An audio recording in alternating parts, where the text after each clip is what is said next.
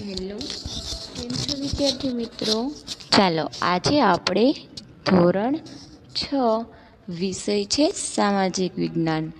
તો તેમાં પાઠ આપણે કરવાનો હતો 7મો અને આપણે લેક્ચર 1, લેક્ચર 2 એન્ડ લેક્ચર 3. આ કેટલામો લેક્ચર છે? આપણો 3જો લેક્ચર છે. તો આગળના 2 લેક્ચર ન જોયા હોય તો જોઈ લેજો, પછી જ આખો પાઠ તમને ક્લિયર થશે. એટલા માટે આગળના 2 વિડીયો જોઈ અને પ્રશ્ન જવાબ જે એમાં સમજાવેલા છે પેરેગ્રાફમાંથી એ બધું સમજી અને એકવાર રિફર કરી લેજો, જેથી તમને કાંઈ પ્રોબ્લેમ ક્રિએટ ના થાય.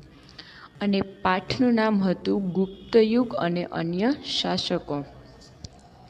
તો આપણે ગુપ્ત યુગમાં જોયું હતું કે અલગ અલગ પહેલાં જે અશોક સમ્રાટ પછીનો જે ગુપ્ત યુગ આવ્યો હતો તેમાં ચંદ્રગુપ્ત બીજા હતો, પછી એનો પુત્ર આવેલો હતો, પછી આ રીતે તેને કઈ લાસ્ટમાં આપણે જોયું હતું નાલંદા પીઠ અને અજંતાની ગુફાઓની સ્થાપના કરેલી હતી.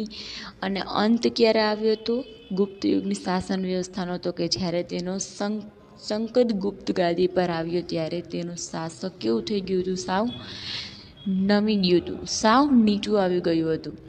જ્યાં સુધી પહેલાં ચંદ્રગુપ્ત હતા, તેના પુત્ર કોણ હતા? પાટલીપુત્રમાં જે રાજ્ય કરતા હતા પ્રતાપી પુત્ર કુમારગુપ્ત હતા, ત્યાં સુધી કાંઈ પ્રોબ્લેમ થયો નહોતો. તો આ રીતે આપણે જોયું તું. આગળ આપણે આ જ પાઠમાં અને છેલ્લે આપણે બાકી હતું ત્યાંથી આપણે શરૂઆત કરશું કે વૈષ્ણવ ધર્મની જેમ જ શૈવ ધર્મ પણ ગુપ્તકાળમાં વિકસ્યો હતો. છેલ્લે આપણે જોયા હતા, શું જોયા હતા? તો કે આમાં ભગવદ્ ગીતા, રામાયણના બધાના પુરાણો જોયા હતા.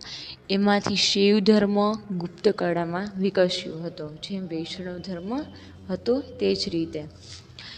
દક્ષિણ ભારતમાં શૈવ સંતો નયાનાર કહેવાતા હતા. ચલો, મેં તમને આગળ સમજાવેલું હતું પણ આપણે એકવાર રિફર કરી લઈએ. જ્યારે વૈષ્ણવ સંતોને શું કહેવામાં આવતું? અલવાર કહેવામાં આવતા.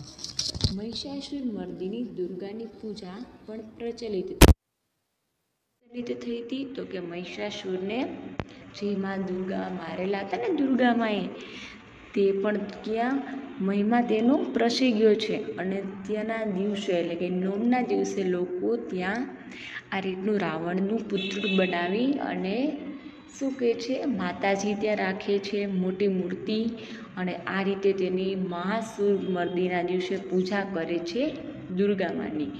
પછી શું છે, સૂર્ય અને કાર્તિકેયની પૂજા પણ પ્રચલિત થઈ ગઈ હતી. કાર્તિકેય ભગવાનની અને કોણ છે? તો કે સૂર્ય ભગવાનની. આપણા એ કાર્તિકેય ભગવાનને કોઈ સ્થાન નથી, મંદિર નથી, પણ તે ખરેખર ભગવાન બીજા રાજ્યમાં પૂજાય છે. જેમાં આપણે અહીંયા કોણ છે? તો કે શિવ ભગવાન છે, કૃષ્ણ ભગવાન છે. એ રીતે બીજા રાજ્યમાં કાર્તિકેય ભગવાન, સૂર્ય ભગવાન, વિઘ્નહર્તા એટલે કે ગણપતિજી, આ રીતે બધા અલગ અલગ ભગવાનની પૂજા આરાધના ત્યાં થાય છે. પછી શું છે, ગુપ્ત યુગમાં બૌદ્ધ ધર્મ અને જૈન ધર્મનો પણ વિકાસ થયો હતો. ચાલો, ગુપ્ત યુગમાં કોનો બીજો વિકાસ થયો હતો? તો કે બૌદ્ધ ધર્મ અને જૈન ધર્મ. જેમ શૈવ ધર્મ, વૈષ્ણવ ધર્મનો વિકાસ થયો હતો, તે જ રીતે આ 2 ધર્મનો પણ તેમાં વિકાસ થયો છે.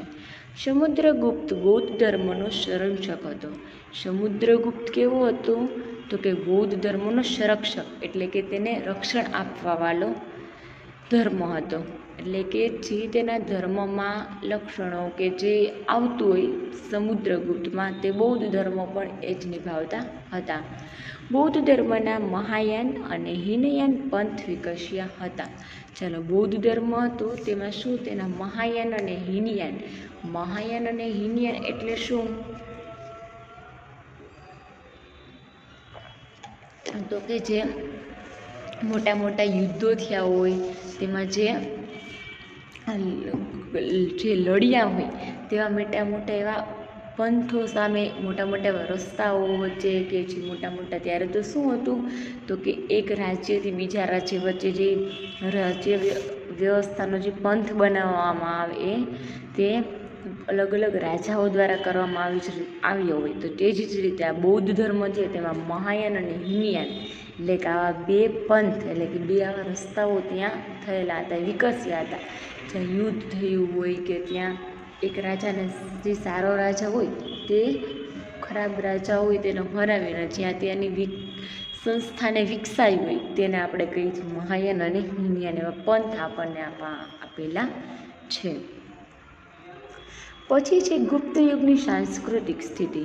તો ચાલો, ગુપ્ત યુગની સાંસ્કૃતિક સ્થિતિ શું છે? સાંસ્કૃતિક એટલે શું? તો કે સાંસ્કૃતિક એટલે આપણે આગળ જોયું હતું કે આપણો ભારત દેશની સાંસ્કૃતિક કહેવામાં આવે છે, એટલે કે સુવર્ણયુગ. અહીંયા જ આપણને સ્વર્ગ દેખાય છે એવું, એટલે કે પહેરવાશમાં, રહેઠાણમાં, બધા અલગ અલગ રાજ્યમાં બધાનો પહેરવાશ પણ સારો હોય છે, અમુક જગ્યાએ હોય છે, સાચી વાત છે, પણ તો આપણી સાંસ્કૃતિક હજી જળવાઈ રહેલી છે. જેટલા આપણે અહીંયા ભગવાનને માનીએ છીએ, જેટલી ભગવાનની આરાધના કરીએ છીએ તેવું બીજા દેશમાં જોવા ઓછું મળે છે, એટલે આપણા ભારતને સાંસ્કૃતિક દેશ તરીકે ઓળખવામાં આવે છે. અને સાંસ્કૃતિક દેશ તો કહીએ જ છીએ, પણ કેવો સાથે કહેવામાં આવે છે? સુવર્ણયુગ હતો અને કહેવાય પણ છે. આ યુગમાં અનેક નવી ભાષાઓ ઉત્પન્ન થઈ હતી. ચાલો, આ યુગમાં શું થયું હતું? નવી ભાષાઓ આપણે જોયું હતું ને આગળ, અલગ અલગ ભાષાઓ, ઉર્દુ, મરાઠી, હિન્દી, બંગાળી, પશ્ચિમ, આ રીતે બધી અલગ અલગ ભાષાઓ જ્યાં જ્યાં જે લોકો રહેવા માંડ્યા જે રાજ્યમાં, ત્યાં બધી અલગ અલગ શું કહે છે ભાષાઓ અમુક વ્યક્તિ બોલતા હોય તેમાંથી બધાએ શીખી લીધી અને તેથી ત્યારું નામ આપવામાં આવ્યું કે બંગાળમાં બંગાળી ભાષા બોલાય છે, તેલુગીમાં તેલુગી બોલાય છે, આ રીતે ગુજરાતમાં ગુજરાતી બોલાય છે. આ રીતે કાલિદાસ, સંગત સ્વામી, હરિસ્વામી અને રાણી વિજયા તથા આર્યશુર આ સમયના મહત્ત્વના સાહિત્યકારો હતા. ચાલો, કયા કયા આપણે જોયા નામ આમાં? એ બધા મહત્ત્વના એ પહેલાંના સમયમાં જ્યારે સંસ્કૃતિ પ્રાચીન હતું ત્યારે તે કે બધા સાહિત્યકારો એટલે શું? તો કે જે મોટા મોટા સ્ટેજ પર કંઈક સંતવાણી કે એવા કંઈક માણસોને માર્ગદર્શન આપે તેવા વ્યક્તિને આપણે કહીએ છીએ સાહિત્યકારો. અત્યારે આપણે જોઈએ છીએ, અત્યારે પંકજ ભટ્ટ છે, આ રીતે પછી કાજલ ઓઝા છે, આ રીતે અલગ અલગ આવા સાહિત્યકારો છે જે તેની સારી સ્પીચ આપીને લોકોને માર્ગદર્શન કરે છે, આપે છે અને તેનામાં સુધારા પણ લાવે છે. આ સ્વરમાં કાલિદાસ સર્વશ્રેષ્ઠ હતા. ચાલો, કોણ હતું? તો કે કાલિદાસ નામના વ્યક્તિ હતા, તે સર્વશ્રેષ્ઠ ગણાતા હતા. કાલિદાસને ભારતમાં શેક્સપિયર કહેવામાં આવતા. Shakespeare means what? તો કે જે તેના સ્ત્રીઓ, મહિલાઓ છે એટલે કે અને પુરુષો તે બંનેના સેક્સ રેશિયો આપણે કહીએ ને, ફિમેલ સેક્સ, મેલ સેક્સ, એટલે કે સ્ત્રી અને પુરુષની તરુણાવસ્થા કહીએ છીએ આપણે એ રીતનું. તેમાં શું કહે છે? તેને શેક્સપિયર કહેવામાં આવતા, કારણ કે તે સમજતા મહિલાઓનો અને પુરુષોને માન કેટલું આપવું એ રીતે. તેમણે ભારતીય મહાકાવ્યોની કથા વસ્તુ એટલે કે અભિજ્ઞા, શાકુંતલમ, રઘુવંશમ અને મેઘદૂતમ જેવા મહત્વ કાવ્યોની રચના કરી હતી. કયા કયા? તો કે અભિજ્ઞાન, શાકુંતલમ, રઘુવંશમ અને મેઘદૂતમ. આવા અલગ અલગ રઘુવંશ એટલે કે જે લુહાણા કાસ્ટ હોય છે તે લોકો રઘુવંશમ કહેવાતા હોય છે. પછી મેઘદૂતમ તે બીજી કાસ્ટમાં, અલગ અલગ કાસ્ટમાં આ ધર્મ આવેલા હોય છે, અને જેવા મહાકાવ્યોની રચના કરી હતી. ગુપ્ત યુગ એ મંદિર સ્થાપત્યોની રચનાનો યુગ હતો. ગુપ્ત યુગ શું હતો? તો કે આ મંદિર સ્થાપત્યો એટલે કે મંદિરની સ્થાપના કરવામાં આવી ત્યાંનો એક રચના એટલે શું? તો કે આખી રચના. ચાલો, કયા સ્થાપત્યોની રચના હતી ત્યારે તે યુગ ગણાતો હતો? તો કે ગુપ્ત યુગ મંદિર હતું ત્યારે. ચાલો, આપણે એ જોયું. પછી છે કે ગુજરાતમાં ગોપ, નચના, કઠોરાનું પાર્વતી મંદિર. ગુજરાતમાં કયું કયું? તો કે ગોટ, નચના, કોઠારનું પાર્વતી મંદિર, ઝાંસીનું મંદિર અને ભારતના સૌ પ્રથમ ઇટેરી મંદિરો છે. ગુપ્તયુગ આ દ્રષ્ટિએ મંદિર સ્થાપત્યની શરૂઆત દર્શાવે છે. શું કહે છે? ગુપ્ત યુગ આ દ્રષ્ટિએ મંદિર સ્થાપત્યોની રચના દર્શાવે છે કે મંદિરની રચના આ રીતે થાય તો આને કહેવામાં આવે છે મંદિર. દેવતાનો ભાવાર્થ થાય છે. દુર્ગા, બુદ્ધ, કૃષ્ણ અને શિવની મૂર્તિઓ આ કાળે મોટા પ્રમાણમાં બની હતી. ચાલો, કયા કયા એવા ઈષ્ટદેવ હતા? તો કે દુર્ગા માં, બુદ્ધ ભગવાન, કૃષ્ણ ભગવાન અને શિવ ભગવાન. આ 4 દેવસ્થાનોની મૂર્તિઓ મોટા પ્રમાણમાં આ કાળમાં બનેલી હતી. તો ચાલો આપણે સાંસ્કૃતિક તેની સ્થિતિ જોઈ. હવે જોવાની છે આપણે તેની ગુપ્ત યુગમાં વિજ્ઞાનની સ્થિતિ. ચલો, હવે આપણે જોવાનું છે ગુપ્ત યુગમાં વિજ્ઞાનની સ્થિતિ. તો ગુપ્ત યુગમાં વિજ્ઞાનની સ્થિતિ શું છે? મહાન વૈજ્ઞાનિકોમાં આર્યભટ્ટ અને વરાહમિહિર આ સમયમાં થયા. ચલો, વિજ્ઞાન એટલે શું? તો કે આ જે ટેકનોલોજી નવી નવી વધતી જાય છે ને, ફોન દ્વારા, ટેલિવિઝન દ્વારા તમે કાંઈ જોઈ શકો છો કે આ બધી આવી ટેકનોલોજી કહેવાય. શું કહેવાય આને? વિજ્ઞાન દ્વારા ટેકનોલોજી. તો એ બધીમાં જ્યારે ગુપ્ત યુગ હતો ત્યારે આવી બધી કઈ સ્થિતિઓ આવેલી છે તે આપણે જોવાનું છે. ઠીક છે? તો કે મહાન વૈજ્ઞાનિકોમાં કોણ હતા? તો કે આર્યભટ્ટ અને વરાહમિહિર આ સમયમાં થઈ ગયા. આર્યભટ્ટે શૂન્ય અને દશાંશ પદ્ધતિની શોધ કરી હતી. કોની કરી હતી? શૂન્ય અને દશાંશ પદ્ધતિ. દશાંશ એટલે 1 થી 10ની જે પદ્ધતિ આવે છે ને ગણિતમાં, કે તમે એના દ્વારા 0 થી 1 થી 10 સુધીની આંકડાઓ જે આવી અલગ અલગ ટેકનોલોજી કાઢેલી છે તે સમયમાં આવી કંઈ માધ્યમિક દ્વારા નહોતી, પણ આ રીતે લખાણ દ્વારા તે લોકોએ કાઢેલી હતી વિજ્ઞાનિક સ્થિતિ. વરાહમિહિરે બ્રહ્મ સંહિતા નામનો ખગોળશાસ્ત્રનો લગતો મહત્વપૂર્ણ ગ્રંથ લખ્યો છે. ચાલો, ખગોળશાસ્ત્ર છે તમારે 10માં 9માં આવી શકે છે. એક ગણિતની ભાષામાં આવે છે. બૃહદ સંહિતા નામનો ખગોળશાસ્ત્રને લગતો મહત્વપૂર્ણ ગ્રંથ લખ્યો છે. વાઘભટ્ટે આયુર્વેદ ક્ષેત્ર એટલે કે અષ્ટાંગદ સંહિતા, ચાલો મારી સાથે બોલજો, અષ્ટાંગહ્ય સંહિતા નામનો મહાન ગ્રંથ લખ્યો છે. આ કાળને મનુષ્ય અને પ્રાણીઓ માટે વૈદક શાસ્ત્ર વિકસ્યું હતું. કોની માટે? તો કે વૈદ્યશાસ્ત્ર એટલે કે મનુષ્ય. આ અષ્ટાંગત છે એ એક એવું પ્રવાહી જેવું છે, એને તમે જો પીવો તો એ દવા તરીકે હાથી ઘોડામાં ઉપયોગી થઈ શકે તેવું છે. અને આ દવાઓ પણ શોધાઈ હતી. કઈ હતી? તો કે હાથી ઘોડાની દવાઓ પણ આ મનુષ્યને પણ અને પ્રાણીઓને પણ ઉપયોગ કરે એવું છે. અષ્ટાંગમૃત તમે એવું સાંભળ્યું હશે, અમૃતનું નામ, અથવા ફાંકી પણ એ રીતની આવે છે અષ્ટાંગમૃતની. એ જે પેટ સાફાનો પ્રોબ્લેમ છે કે આવા અલગ અલગ પ્રોબ્લેમને દૂર કરે છે. રસાયણશાસ્ત્રના પણ ખાસ વિકાસ થયો હતો. રસાયણશાસ્ત્ર એટલે આપણે જોઈએ કયું. ચાલો, આ શું આપણે કોને લખ્યું હતું? જે અષ્ટાંગદ સંહિતાનો નામનો ગ્રંથ, તો કે વાઘભટ્ટે. પછી ખગોળશાસ્ત્રનો વરાહમિહિરે અને શૂન્ય દશાંશનો આર્યભટ્ટે. પછી રસાયણશાસ્ત્રનો એટલે કે જે ખાતર હોય ને, છાણ કે એવું બધું ખાતર ભેગું કરીને જે ખેતી કરવામાં આવે છે, તેઓ પણ તેનો ખાસ વિકાસ થયો હતો. એવી દવાઓ અલગ અલગ બનાવી. તેનું સર્વશ્રેષ્ઠ ઉદાહરણ છે દિલ્હી પાસે આવેલો મહેરોલો લોહ સ્તંભ, જેને હજુ સુધી કાટ લાગ્યો નથી. તો રસાયણશાસ્ત્રોને આ રીતે જો એકદમ મજબૂત આવી કંઈ વસ્તુ બનાવવામાં આવી હોય તો તે હજી પણ કાટ લાગ્યો નથી. આગળ પણ આપણે જોયેલું હતું. ત્યાં એક દિલ્હીમાં, જ્યાં આપણે બરસાના ગોકુળ મથુરા આવે છે, ત્યાં એક મંદિર છે. ત્યાં આ મહેરોલીનો લોહ સ્તંભ આવેલો છે. ત્યાં હજુ પણ કાટ દેખાતો નથી. એકદમ છે લોખંડનો, પણ નકર શું થાય કે તડકા વરસાદના હિસાબે ત્યાં શું થઈ જાય, કાટ જોવા મળે. પણ ત્યાં હજુ પણ એવું કાંઈ જોવા મળેલું નથી. તો આ રીતે હતી તેની વિજ્ઞાન સ્થિતિ. ચલો, હવે આપણે જોવાની છે સમ્રાટ હર્ષવર્ધન. ચલો, શું છે સમ્રાટ હર્ષવર્ધન એ આપણે જોઈએ. તો કે ગુપ્ત યુગ પછી પ્રાચીન ભારતમાં મહત્વપૂર્ણ રાજ્યમાં હર્ષવર્ધનનું રાજ્ય ગણાય છે. ચલો, કોણ વયું ગયું? લાસ્ટમાં આપણે વૈજ્ઞાનિક સ્થિતિ જોઈ લીધી ગુપ્ત યુગની. પછી આવે છે સમ્રાટ હર્ષવર્ધન. તો કે ગુપ્ત યુગ પછી પ્રાચીન ભારતમાં, એટલે કે પ્રાચીન ભારત એટલે શું?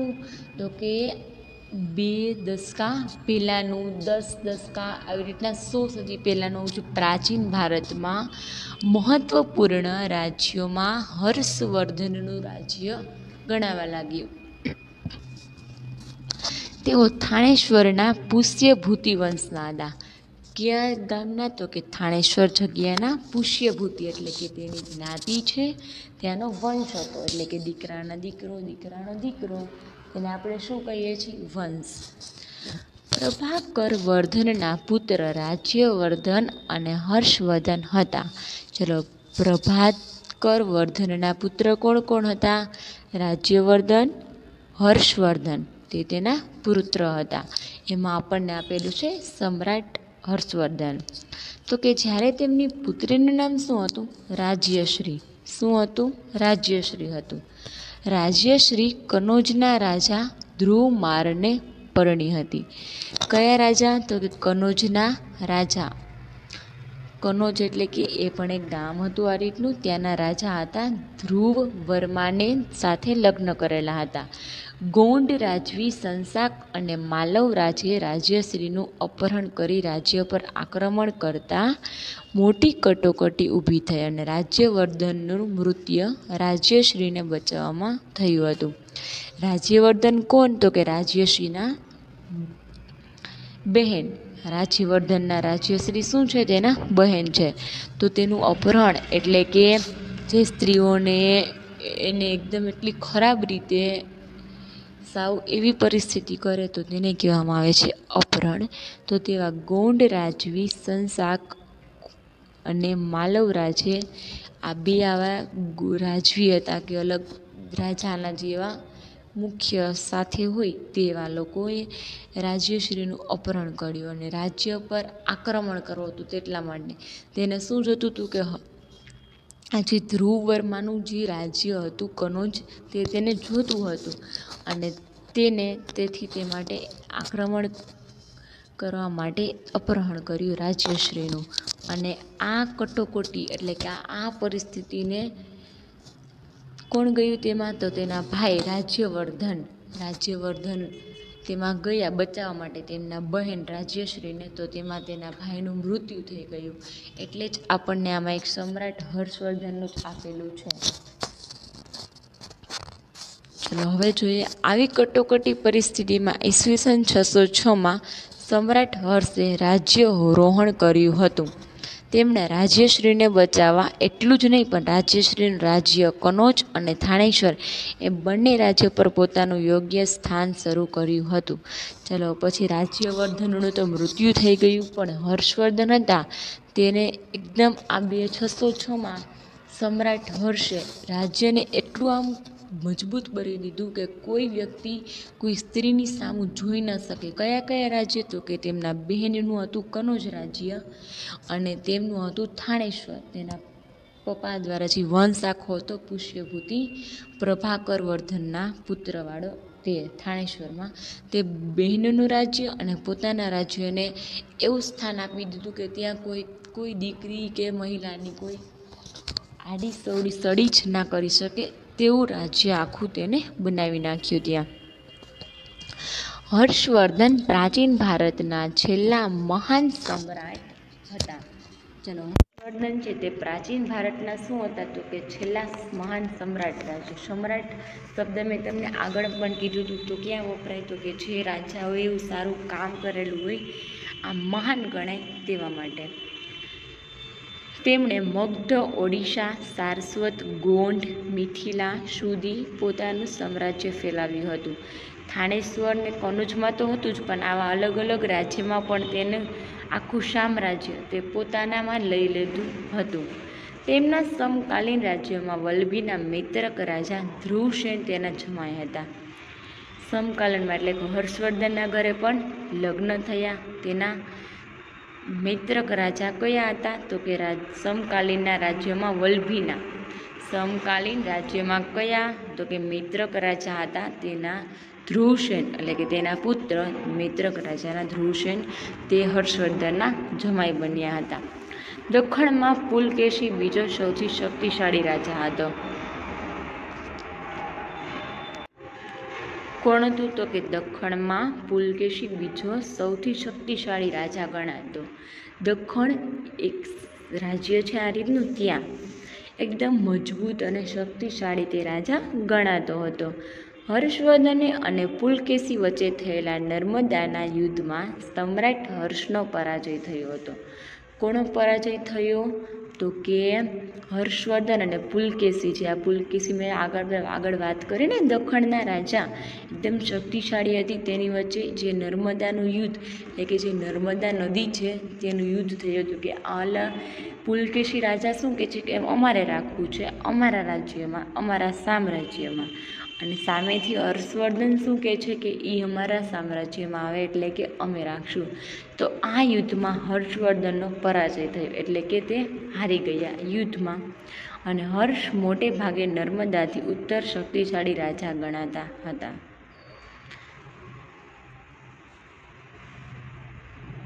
તો ચાલો જોયું તમે આમાં કઈ રીતે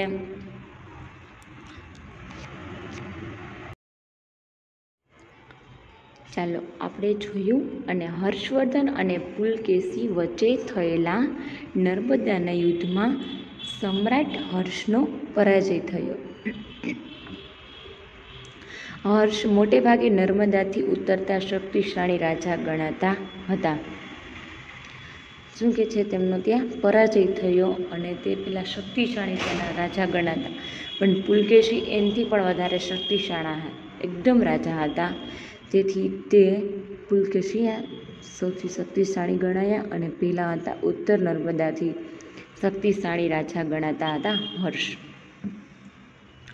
સમ્રાટ હર્ષનું સાંસ્કૃતિક પ્રદાન બહુ જ અગત્યનું હતું. કેવું હતું સાંસ્કૃતિક પ્રદાન? એટલે કે જે સાંસ્કૃતિક એટલે કે ધર્મ, જ્ઞાતિ એ બધાને પાળવું અને કઈ રીતે તેમાં વર્તવું એ બહુ જ અગત્યનો ભાગ સમ્રાટ હર્ષવર્ધન ભજવતા હતા. તેમના સમયમાં મહાન ચીની યાત્રી યુઅન ત્સાંગ ભારતમાં આવ્યા હતા. ચીની યાત્રી એટલે કેવા? યુઅંગ શ્વન એટલે કે યંગ, બધા એકદમ સ્વસ્થ સ્વાંગ યુંગ, એવા બધા ચીનમાંથી બધા આપણા ભારત દેશમાં યાત્રી કરવા માટે આવ્યા હતા, એટલે કે ફરવા માટે. તેમના રાજ દરબારમાં રહ્યા હતા. ક્યાં રહ્યા હતા? તો કે સમ્રાટ હર્ષનું જે રાજા મહેલ હતો ત્યાં રાજ દરબાર કહેવામાં આવે છે તેને, ત્યાં લોકો તે રહ્યા હતા. હર્ષ શિવ ભક્ત હતા. કેવા હતા? ભક્ત, શિવ ભક્ત. અને પછીથી તેને બૌદ્ધ ધર્મના મહાન અનુયાયી બન્યા. શિવ ભક્તમાંથી તે બૌદ્ધ ધર્મના મહાન અનુયાયી બન્યા. તેમણે કનોજમાં યુઅન ત્સાંગના અધ્યક્ષપદે એક ધર્મ પરિષદનું આયોજન કર્યું. કનોજ કોનું હતું? તો કે તેમના બેન રાજ્યશ્રીનું. તેમાં એક ત્સાંગનું એટલે કે આખા ચીની લોકોનું, આવા ચીન લોકોનું એક અધ્યક્ષ પદે એક ધર્મ પરિષદનું આયોજન કર્યું. કે ચીન લોકોનો જે ધર્મ હોય છે તેને આખું આયોજન બનાવ્યું અને બુદ્ધિની પ્રતિભાને હાથીની અંબાડી પર મૂકી તેની પૂજા કરાવી. કોની કરાવી? તો કે એક બુદ્ધ ભગવાનની એવી મૂર્તિ છબી લઈ તેને હાથી પર બેસાડી તેની મૂર્તિની પૂજા કરી, સ્થાપિત કરી અને મહાયાન અને હીનયાન સંપ્રદાયો વિશે આ પરિષદ ગોષ્ઠી યોજાઈ હતી. ચાલો મેં તમને આગળ પણ કીધું હતું કે આ બે પંથો ભેગા કરી એટલે કે બે આવી રીતના જગ્યા આપણે કેમ રસ્તો કરી છે ભેગા, એ જ રીતે મેં તમને આગળ કહ્યું હતું ને. તો આમાં એક કનોજ અને જે હર્ષવર્ધનની રાજ્ય હતું તે બંને ભેગા થઈને એક સંપ્રદાય વિશેષ એક પરિષદ ગોઠવ્યો અને યોજના ઘડાઈ. સમ્રાટ હર્ષવર્ધન સાહિત્ય, કલા, વિદ્યા પ્રત્યે અનુરાગ રાખતો હતો. કેવી? તો કે સાહિત્ય એટલે કે આમ બોલવું, વ્યક્તિત્વ રચવું, કલા એટલે કે કંઈક વસ્તુ શીખવી એવી આવડત, વિદ્યા ભણવાની કંઈક આવડત, એવા અલગ અલગ પ્રત્યે અનુરાગ એટલે કે એવો શોખ હતો તેમને. તેના દરબારમાં મહાન કવિ બાણભટ્ટ સંકળાયેલા હતા. હર્ષચરિતમ, કાદંબરી જેવા સાંસ્કૃતિક સાહિત્યનો મહાન ગ્રંથો લખ્યા હતા. મયુરભટ્ટ અને કવિ જયસેન પણ હર્ષના સમયમાં મહાન કવિઓ હતા. કોણ કોણ? તો કે મયુરભટ્ટ અને જયસેન, તે પણ હર્ષના સમયમાં કવિઓ ગણાતા, એટલે કે જે ગીત ગાઈએ છીએ ને તેને કહેવામાં આવે છે કવિઓ. સમ્રાટ હર્ષ પોતે પણ ઉચ્ચ કોટીના સાહિત્યકાર હતા. સમ્રાટ હર્ષ હતા પોતે પણ કેવા હતા? ઉચ્ચ કોટીના, એટલે કે આમ ઉપરના સ્થળના સાહિત્ય કલાકાર ગણાતા હતા. એને ગીત પણ આવડતું હોય અને લોકોને માર્ગદર્શન દેતા પણ આવડતું હોય. તેમણે પ્રિયદર્શિકા અને રત્નાવલી નામના 2 નાટકોની રચના કરી હતી.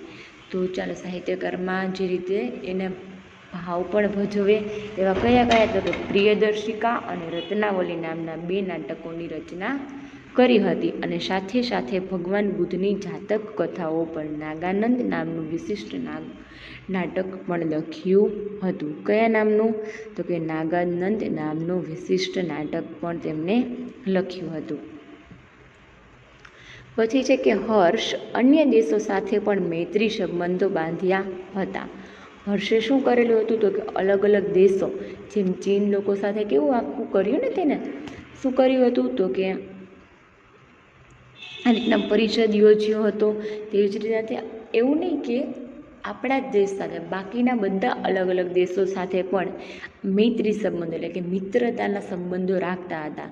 તેથી જ આપણો દેશ જો આવા અલગ અલગ પ્રાચીન સમયના જે રાજાઓ દ્વારા શું કહે છે કે આપણા દેશને કેમ પ્રથમ સ્થાન ગણવામાં આવ્યું છે? કારણ કે આવા પ્રાચીન સમયના જે હર્ષવર્ધન જેવા અલગ અલગ રાજાઓ હતા તે લોકોએ તેની સાથે મિત્રતા રાખી હોય અને તે હજુ પણ હાલ સુધી દેખાતી હોય, તેના માટે મદદગાર થયા હોય. આ રીતે આપણા દેશમાં, ભારતમાં, એટલે બધી દેશમાંથી પ્રથમ સ્થાન ગણાય છે કે ભારત જેવો હોય કોઈ દેશ ન થાય મદદમાં, પરિસ્થિતિ સમજવામાં. એટલા માટે ઠીક છે. તેણે પોતાના દૂત મંડળને ચીનમાં મોકલ્યા હતા. દૂત મંડળ એટલે કયું? તો કે તેની નીચે જે કામ કરતા હોય તેવું આખું એક મંડળી હતી, તેને ચીનમાં મોકલ્યું. તે જ રીતે ચીનથી ભારતમાં ચીનના દૂત મંડળની મુલાકાત લીધી. એ પછી અહીંયા આવ્યા ચૂનના. અને આ દ્રષ્ટિએ સમ્રાટ હર્ષ એક ઉચ્ચ કોટીનો શાસક, વિજેતા એટલે કે વહીવટકર્તા અને સાહિત્યકાર હતા. તેમણે નાલંદા વિદ્યાપીઠને નિભાવવા માટે 100 ગામ ભેટમાં આપ્યા હતા. કેટલા? તો કે નાલંદા વિદ્યાપીઠ બનાવી હતી. આખી જેમાં વિદ્યાર્થીઓ શું કહે છે, કંઈ કળા શીખી શકે, વિદ્યા શીખી શકે તેવી નાલંદા વિદ્યાપીઠ બનાવી અને એમાં 100 ગામ ભેટમાં આપ્યા હતા. એટલે કે 100 ગામના વ્યક્તિના બધા લોકો આવી શકે છે એ રીતે. અને વહીવટ કરતા સાહિત્યકારો પણ હતા. એમાં જે આવ્યા હતા ને ચીનમાંથી, એમાં પણ ઘણા એવા વ્યવસ્થિત હતા લોકો, તેમાંથી પણ તે સાહિત્યકારોને ચૂનેલા હતા. પછી છે પુલકેશી બીજો. તો કે સમ્રાટ હર્ષવર્ધનના સમકાલીની રાજાઓ સૌથી શક્તિશાળી ચાલુક્યવંશી રાજા પુલકેશી બીજા હતા. ચાલો, શું કહે છે? સમ્રાટ હર્ષના એટલે કે પુલકેશી બીજો, એના પછીનો જે બીજો વંશ આવ્યો તે જોઈએ હવે. સમ્રાટ હર્ષના સમકાલીન રાજ્યમાંથી સૌથી શક્તિશાળી કોણ હતું? ચાલુક્યવંશી રાજા પુલકેશી બીજો હતો. જ્યારે હર્ષવર્ધન હતો ત્યારે તેમણે મહારાષ્ટ્રમાં રાષ્ટ્રકૂટો પાસેથી સત્તા આંચકી રાજ્ય સ્થાપ્યું હતું. રાષ્ટ્રકૂટો એટલે કે આપણે રાષ્ટ્રના ઘણા એવા વસ્તુઓ કે આવું બધું લઈ અને સત્તા સ્થાપી મહારાષ્ટ્રમાં. અને પુલકેશી બીજાએ 40 વર્ષ જેટલા લાંબા સમય સુધી શાસન કર્યું હતું. ક્યાં સુધી? તો કે 40 વર્ષ જેટલા વધારે, એનાથી પણ વધારે સમય સુધી.